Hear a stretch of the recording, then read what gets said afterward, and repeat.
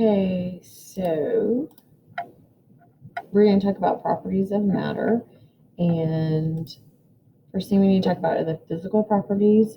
Physical properties are those that can be observed without changing the identity of the substance. Okay, those include things like color, smell, density, boiling point, and freezing points.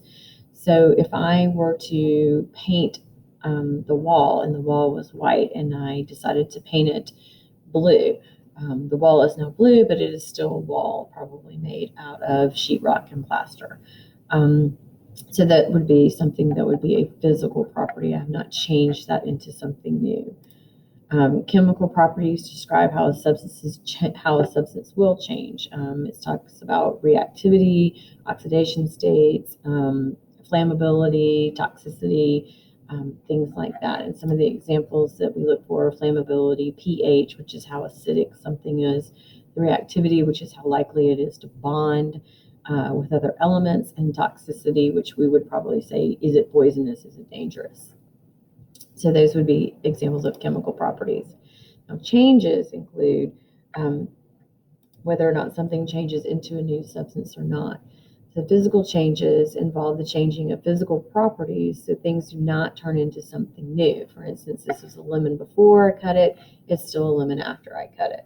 Okay, the type of matter remains the same. The actual chemical composition of the matter does not change.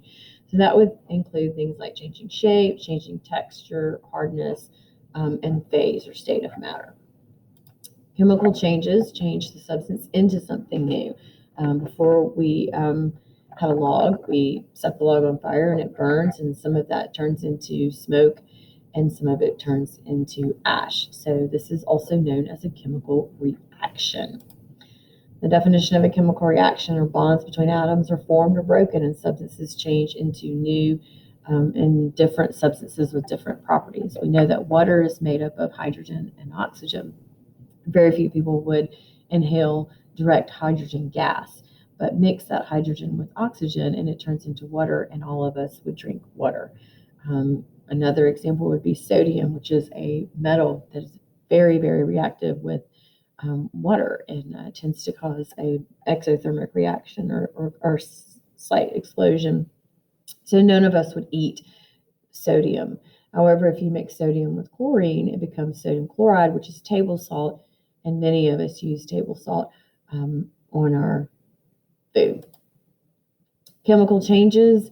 Evidence that a chemical change has occurred would be bubbling, resting, cooking, burning, temperature change, precipitant. Now, precipitant is when you have a liquid or a gas solution and a solid forms out of it, or a liquid. That's where we get the term precipitation, is from the gases in the atmosphere.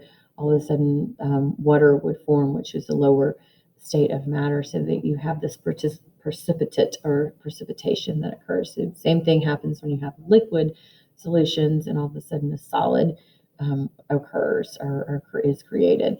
That's a precipitant. And new odor and color change.